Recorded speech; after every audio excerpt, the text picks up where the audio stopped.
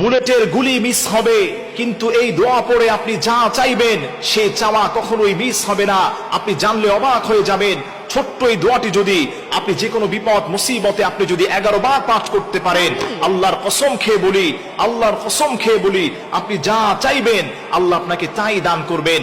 Bullet দিয়ে গুলি করতে ওই বুলেটের গুলি মিস হতে পারে, কিন্তু এই দোয়াটা পড়ে আপনি যা চাইবেন এই চাওয়া কখনোই মিস হবে না।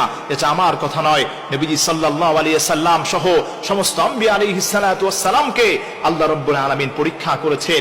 এর মধ্যে অন্যতম একজন নবী ছিলেন, যেই নবীকে আল্লাহ রাব্বুল আলামিন এত বড় পরীক্ষা দিয়েছিলেন। তাকে মাছের পেটের মধ্যে আল্লাহ তাআলা তাকে ঢুকিয়েছিলেন। একটা মাছ তাকে খেয়ে ফেলেছিল। ওই অপর একটি বর্ণনার মধ্যে পাওয়া গিয়েছে আরেকটি মাছও তাকে খেয়ে ফেলেছিল। একটি মাছকে অপরটি মাছ খেয়ে ফেলার পরে দুইটি মাছের পেটের মধ্যে থেকেও হযরত ইউনূস আলাইহিস সালাতু ওয়াস সালাম আল্লাহর কাছে তওবা করেছিলেন আর এই দোয়াটি পড়েছিলেন, লা ইলাহা ইল্লা আনতা সুবহানাকা ইন্নী কুনতু মিনাজ জালিমিন। লা ইলাহা ইল্লা আনতা, হে আল্লাহ তুমি ছাড়া কোনো ইলাহ নাই, তুমি ছাড়া কোনো উপাস্য নাই। সুবহানাকা, আমি তোমার পুত পবিত্র বর্ণনা করছি। ইন্নী কুনতু মিনাজ জালিমিন, আল্লাহ আমি জালেমদের অন্তর্ভুক্ত।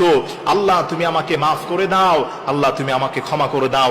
অনেকেই এখন বলবেন, হুজুর এই দোয়া ইউনূস তো আমরা ছোটবেলা থেকে পড়ে পড়ে আসছি, কই তেমন কোনো গুরুত্ব নেই। এই দোয়া ইউনূসের কথা বললে অনেকে দেখা যায় মুখটাকে চ্যাপ্টা করে ফেলেন। খবরদার, খবরদার, ইয়াকিন সহকারে, বিশ্বাস সহকারে 21 বা 11 বার যদি আপনি আল্লাহর এই খাস দোয়াটি, আল্লাহ রাব্বুল আলামিনের দেয়া কোরআনের এই আয়াতটি যদি আপনি 11 বার পড়তে পারেন, 11 বার পড়তে দেরি হবে, আল্লাহ পাক সঙ্গে সঙ্গে আপনি সাহায্য করতে আপনাকে দেরি করবেন না।